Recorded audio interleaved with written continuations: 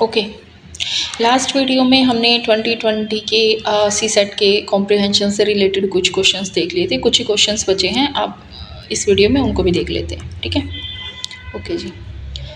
बात करते हैं क्वेश्चन नंबर 61 की। 61 क्या कहता है? मोस्ट लॉजिकल और रेशनल इन्फेरेंस की ये बात कर रहे हैं। पहला कहता है कि इंडिया का banking system is not able to help the country in its economic growth, यानी हमारा banking system is not able to help करने के लायक नहीं है। नेगेटिव स्टेटमेंट है, क्या हो गया? गलत हो गया। ऐसा थोड़ी है, बैंकिंग सिस्टम बहुत हेल्प कर रहा है। इकोनॉमिक ग्रो बी कह रहा है economic reform that started in 1991 have not helped in improving the economic to the expected level. Help नहीं किया इकोनॉमिक जो भी हमारे रिफॉर्म्स है 1991 वाले, यानी एलपीजी तो की है। इसका मतलब ये भी नेगेटिव स्टेटमेंट है, गलत हो गई। India lacks the institutional mechanism to deal with the failure of the bank. Bank के फेलियर होने के बाद इंस्टीट्यूशनल मैकेनिज्म की कमी है, ये ठीक है, तभी तो टाइम टू टाइम नए स्टेप्स उठाए जा रहे हैं। फिर डी कहता है encouraging the foreign investment in our industrial sector is a good alternative to this sectors dependent on bank for credit. Sorry, तो आपको फॉरेन इन्वेस्टमेंट को इनकरेज करना चाहिए, बिल्कुल नहीं करना चाहिए। हमने ना एक क्वेश्चन देखा था, देखो इसमें भी कहाँ गया, इसमें नहीं है।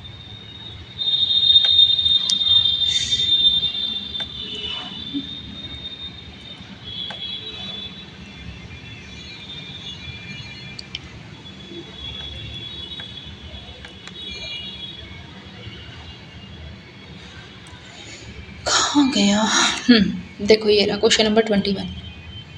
कह रहा है ना, relying on foreign investment in long run is not an economic sound policy, यानी कि आपको फॉरेन इन्वेस्टमेंट पे अगर इतना रिलाई कर रहे हो वो इकोनॉमिकली आपके लिए अच्छा नहीं है। और यहाँ पे क्या कह रहा है आपको, यहाँ पे वो आपको ये चीज़ बोल रहा है कि अगर कि आपकी जो बैंकिंग में जो भी दिक्कत आ रही है तो उसके लिए हमें फॉरेन इन्वेस्टमेंट को एनकरेज करना चाहिए। मैं ये नहीं कह रही कि ऑप्शंस रिपीट हो रहे हैं, मैं जस्ट आपको ये बता रही हूँ कि एक जगह आपको यूपीएससी खुद ही ये चीज़ बोल रहा है कि आप फॉरेन इन्वेस्टमेंट पे इतना रिलाई मत करो, दूसरी जगह कह रहा है उसको एनकरेज करो। यहाँ पे ये ऑप्शन गलत हो गया। आंसर क्या निकल के आ गया? आंसर निकल के आ गया सी। बट देख लेते हैं एक्चुअली में ये है या नहीं है। Bank credit to industrial sector has started shrinking, its decline has been a serious concern as credit growth is essential to revive investment. The problems origin lie in कहाँ पे? Incomplete reforms of last 25 years. Institutional change that should have followed the 1991 reforms should have been setting up a resolution corporation for bank, यानी एक resolution भी उसको setup करना चाहिए था। In a market economy which booms and bursts, bank should allow to set up or and to fail. Today we cannot shut down bank को नहीं कर सकते because there is no proper system to shut them down, यानी institutional वहाँ पे reforms की कमी है। Weak loss making bank continue to need more capital, इसलिए अगर आपके पास जो कि लॉस में चल रहे बैंक उनको रिवाइव करने के लिए ऑब्वियस सी बात है आपको ज़्यादा से ज़्यादा पैसा चाहिएगा। क्यों? क्योंकि प्रॉपर सिस्टम नहीं है। सिस्टम की कहाँ बात कर रहे हैं? तो यहीं पे तो बात कर रहे हैं आपका कि हमारे पास इंस्टीट्यूशनल मैकेनिज्म नहीं है। ठीक है, तो यानी ये क्वेश्चन का आंसर हो गया। अब आ जाता है क्वेश्चन नंबर है 62। क्या कहता है क्वेश्चन नंबर 62? लॉजिकल और रेशनल इन्फेरेंस की बात कर रखी है अबव पैसेज। ठीक है, पहला, India's commitment to reduce emission by 33% is likely to be unlikely to be achieved, पूरा नहीं हो सकता। इसका मतलब क्या है? नेगेटिव स्टेटमेंट है अपनी कंट्री के बारे में, इसका मतलब ये गलत है। क्योंकि हाँ आप बताओ यहाँ पे हुआ है या नहीं हुआ है? India should import gas rather than invest in renewable resources. Renewable resources में इन्वेस्ट करने की बजाय हमें क्या करना चाहिए? गैस इंपोर्ट करना चाहिए। फिर वही बात कर रहे हो फॉरेन पे डिपेंडेंसी, तो इसका मतलब ये भी गलत हो गया। Getting renewable resources to market too soon में भी कॉस्टली, अगर आप मार्केट में जल्दी उतार रहे हो तो हो सकता है कॉस्टली हो जाए, तो ये तो सही बात है, ऑब्वियस सी बात है। रिन्यूएबल सोर्सेज है तो उसके लिए नई टेक्नोलॉजी चाहिए, टेक्नोलॉजी चाहिए तो आपको उसके लिए पैसा खर्च करना पड़ेगा, यानी कॉस्ट ज़्यादा होगी। India should put in more effort in exploration of natural gas, को एक्सप्लोर करने में ज़्यादा एफर्ट लगाने चाहिए। हर जगह थोड़ी मिलते हैं जो कि एफर्ट्स लगाओगे, इसका मतलब ये भी गलत हो गया। यानी कि ज़्यादा सही आंसर क्या है? Option number C is your answer. देख लेते हैं। ओके, ये क्वेश्चन भी इसी से रिलेटेड है, देख लेते हैं। With reference to the following assumptions की बात कर रखी है। Government often provide insufficient and costly subsidies for technology that may not be ready in near future, यानी जो कि आने वाले समय के लिए रेडी नहीं है, कि गवर्नमेंट ऑफ इंडिया कई बार क्या करती है, उनको सब्सिडीज प्रोवाइड कराती है, ठीक है, कहीं ना कहीं तो कराती है, पर देख लेंगे ये पैसेज कह रहा है या नहीं।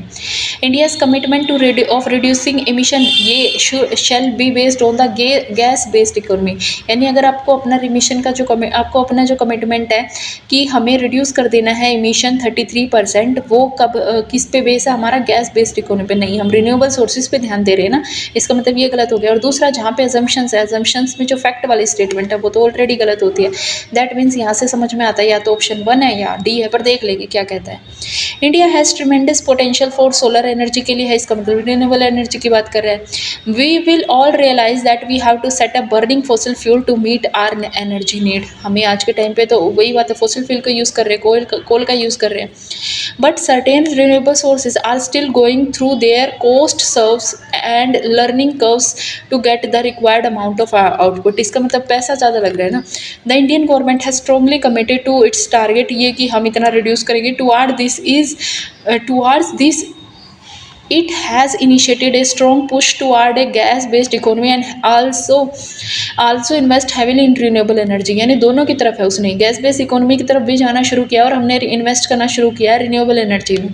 तो यहाँ पे ये ऑप्शन तो अपने आप इसलिए गलत हो जाता है, कहाँ पे, कि जहाँ पे वो बोल रहा है कि base shall be based on gas based economy, उसी पे नहीं होगा ना, आगे बोल रहा है वो रिन्यूएबल एनर्जी की बात कर रहा है।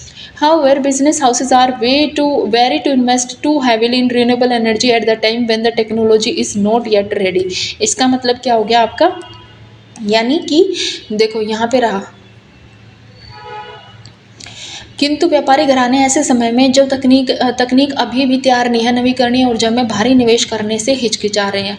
अगर वो हिचकिचा रहे हैं, इसका सीधा सा मतलब क्या है कि वो कॉस्टली है, उसको जल्दी मार्केट में लेके नहीं आ सकते। अगर मार्केट में लेके आओगे तो अब क्या हो जाएगी, वो आपके लिए कॉस्टली हो जाएगी, यानी सी ऑप्शन आ गया, ठीक है। इसका मतलब क्या हो गया, और देखो यहाँ पे देखो दूसरा ऑप्शन क्या कह रहा है, सरकार ऐसी तकनीक पर अक्षम और महंगी आर्थिक सहायता देती है जो निकट भविष्य के लिए तैयार नहीं हो सकती। तो ऑब्वियस सी बात है, दे रही है ना सरकार, तभी तो वो क्या कहते हैं, क्योंकि इनसफिशिएंट, यहाँ देखो इसने कहा ना इनएफिशिएंट और कॉस्टली सब्सिडीज दे रही है टेक्नोलॉजी। जब रिन्यूएबल एनर्जी की अगर बात कर रहे हो, जैसे सोलर एनर्जी वाला सीन है, अगर आपको लगाने तो उस पर इतना पैसा खर्च नहीं करना पड़ता, उसके लिए सब्सिडी सरकार दे रही है, बट वो फ्यूचर रेडी है अभी पूरी तरीके से वो टेक्नोलॉजी तो नहीं है, ठीक है। ओके जी, क्वेश्चन नंबर 64, अजम्पशंस की ही बात कर रहे हैं। Genome editing does not require the transfer of gene from one plant to another, ठीक है, उसको ज़रूरत नहीं है कि उसमें ट्रांसफ़र ऑफ जीन्स नहीं होते एक प्लांट से दूसरे। अब इसके लिए पैसे पढ़ने की ज़रूरत है। जीनोम एडिटिंग, जीनोम टेक्नोलॉजी, ये सब आप पढ़ते हो जब आप अपना जीएस करते हो, तो जीएस में यही तो है जहाँ पे एडिटिंग की बात आ रहा है, यानी कि आप पर्टिकुलर एक जीन उठाते हो और उसको एडिट करते हो किसी ना किसी तरीके से, इसका मतलब ट्रांसफ़र ऑफ जीन नहीं होता। दैट मीन्स ये स्टेटमेंट करेक्ट है। Through genome editing, the chosen gene can be altered precisely in a manner akin to the natural process that helps plant to adapt to their environmental factor। इसका मतलब क्या है कि इस genome editing से हम क्या कर रहे हैं कि जो भी हमारा जीन है उसको हम अल्टर कर रहे हैं, प्रिसाइज कर रहे हैं, ताकि वो एनवायरमेंटल फैक्टर से अपने आप को अडेप्ट कर सके। इसका मतलब ये भी सही है। तो यानी कि both B and both 1 and 2 दोनों प्रोसेस सही हैं। अब देख लेते हैं। वैसे तो इसके लिए पैसेज पढ़ने की ज़रूरत नहीं होती है, आपकी जीएस की नॉलेज अप्लाई हो रही है। Genome editing is different from genome modification. Genome editing typically involve करती है finding a part of plant genome, एक प्लांट पार्ट करे that could be change to render its less vulnerable to disease और resistant to certain herbicides और increase yield. यही तो कह रहा है कि वो क्या कर रहे हो आप उसको, कि वो आप उसको हेल्प कर रहे हो ताकि वो अडेप्ट कर सके एनवायरमेंट फैक्टर को। यहीं पे तो ये बात कर रहा है। Research use molecular scissor to dissect the gene and repair it. वो उसी को जीन को हटाते हैं और रिपेयर कर देते हैं। Which is the process that occur naturally when the plant are under attack from the disease and can throw the new mutation that enable the plant to survive future attack. The evolutionary process can effective to speed up now that is possible to examine plant genome in detail. अच्छा, इसकी तो ज़रूरत ही नहीं पड़ती, ठीक है। अब यहाँ पे भी देख लो, genome can be altered very precisely. Alter कर रहे हो ना आप, उसको ट्रांसफर नहीं कर रहे। इसका मतलब क्या है, जीनोम एडिटिंग 1 and 2 दोनों ऑप्शन आपके क्या हो जाते हैं, सही हो जाते हैं। अब आ जाते हैं आपके क्वेश्चन नंबर 65 पे। Best reflect the critical message की बात कर रहा है, क्या मैसेज आप दे रहे हैं। पहला है in India the drainage network are not separated for sewage और स्टॉर्म वाटर, सेपरेट नहीं है, ठीक है। यहाँ पे भी क्या है, यहाँ पे देखो आप मैसेज की बात कर रहे हो, आप ये बता रहे हो कि क्या मैसेज देना चाह रहा है, वो ये नहीं, मैसेज होता है जो सोल्यूशन बेस होता है, नेगेटिव स्टेटमेंट है गलत हो जाती है। Urban local body do not have enough resources और legislative authority to deal with the problem of waste management, ठीक है, ये भी हो गया आपका, गलत हो गया। सोलिड, क्योंकि इसमें सोल्यूशन नहीं है ना, solid waste management should be integrated with the maintenance of drainage and sewer network, ये है सॉल्यूशन है कि उसको मेंटेन, सॉलिड वेस्ट मैनेजमेंट होना चाहिए और उसको इंटीग्रेट करना चाहिए। और दूसरा देखो सॉलिड वेस्ट मैनेजमेंट जो आपका टॉपिक भी है, मेंस का टॉपिक भी है, यानी आपके सिलेबस से भी उठाया है, यहीं से थीम्स पता चलती हैं। डी देखो bad management of solid waste and sewage system by our municipalities the reason for drinking water shortage in our cities, drinking water shortage का ये रीज़न थोड़ी है कि बैड मैनेजमेंट होती है, बट फिर भी let's go to the passage और देखते हैं क्या कहता है ये। Many people understand the connection between the solid waste management and health, यही कह रहा है ना, देखो कनेक्शन की बात कर रहा है, health in term of consequences of unattended heaps of dry garbage which becomes home of the flies and other vermins, however there is another aspect that is not well understood, that is what happen when unscientific solid waste management combine होता है poor drainage से and dumping of untreated sewage into drain which are meant to carry storm while during rains. The result is choked drain which are full of the stagnant water breeding mosquitoes resulting in spreading of waterborne disease. देखो यहाँ पे कहीं भी बात नहीं कर रहा है, यहाँ पे कहीं भी बात नहीं कर रहा, और अर्बन लोकल बॉडीज़ की कहीं भी बात नहीं कर रहा है, ये क्या कह रहा है, अगर आपने सॉलिड वेस्ट मैनेजमेंट को ढंग से इंटीग्रेट नहीं किया मैनेजमेंट ऑफ ड्रेनेज से, तो यहाँ पे इसकी बात हो रही है, यानी आपको मैनेज करना चाहिए, इसी के तो कॉन्सिक्वेंसेस बता रहा है, अगर नहीं कर रहे तो क्या कॉन्सिक्वेंसेस होंगे, ठीक है। अब आ जाते हैं ओके, अब आ जाते हैं सीसेट 2020 के जो है लास्ट पैसेज का एक क्वेश्चन था। तो यहाँ पे देखो, अब देखो यहाँ पे ना कितने क्वेश्चन हैं, पहले आपने 6 किए, 7 किए, 6 किए, आई थिंक 6 ही होंगे, चलो कोई बात नहीं, 18 और 5 25, यानी 25 क्वेश्चन है। 25 क्वेश्चन का मतलब है 62.5 मार्क्स के तो आपके सिर्फ कॉम्प्रीहेंशन वाले क्वेश्चन है, इसलिए कॉम्प्रीहेंशन वाला जो सेक्शन होता है वो बहुत ज़्यादा इंपॉर्टेंट हो जाता है आपके लिए, ठीक है, क्योंकि ईजी है, जल्दी निकल जाते हैं। ऐसा नहीं है कि सारे सोल्व हो जाते हैं और ऐसा भी नहीं है कि सारे सही है, ऑब्वियस सी बात है, जब आपको कोई सामने वाला बताता है तो वो अपने आंसर को उसने वेरीफाई किया होता है कि तभी वो आपको बता पाता है, बट फिर भी कि आपके मोस्टली ऐसा होता है कि 50+ मार्क्स आप इसमें आसानी से स्कोर कर सकते हो। देखो इन्फेरेंस की बात कर रहा है, पहला state shall not interfere with the religious affair of citizen, state को इंटरफेयर नहीं करना चाहिए रिलीजियस अफेयर से, ठीक है जी। Religious freedom under the constitution is open to state intervention, यानी कि जो रिलीजियस फ्रीडम मिली हुई है आपको अपने कॉन्स्टिट्यूशन में वो स्टेट इंटरवेंशन के लिए ओपन है। तीसरा कह रहा है religious freedom of citizen is not covered under fundamental right, अब इसके लिए तो पैसेज नहीं पढ़ना पड़ेगा, ये तो खत्म हो जाता है। Religious practice of any community are immune to state law, immune है, बिल्कुल नहीं है, क्यों नहीं है, क्योंकि आपने आर्टिकल नंबर 25 से 28 देखा है, तो आप कह रहे हो आपको राइट है रिलीजियस फ्रीडम का, बट क्या है, subject to public morality, health से रिलेटेड है, इसका मतलब क्या हो गया कि स्टेट की इंटरवेंशन है, तो बिल्कुल है, यानी रिलीजियस फ्रीडम आ रहा है, constitution open to state intervention, तभी तो स्टेट आपको जितने भी आपके जो भी आपके रिलीजियस इवेंट होते हैं या फिर जो पब्लिक में अफेयर्स होते हैं रिलीजियस अफेयर्स, उनको स्टेट ध्यान देती है। State shall not interfere with the religious affair of the citizen, ऐसा नहीं है ना, क्योंकि हमारा स्टेट ये नहीं कहता ना कि वो ये कहता है कि हम सब धर्मों से उचित दूरी बना के रखेंगे, ऐसा नहीं कहता कि हम कोई धर्म मानेंगे ही नहीं, बट देख लेते हैं।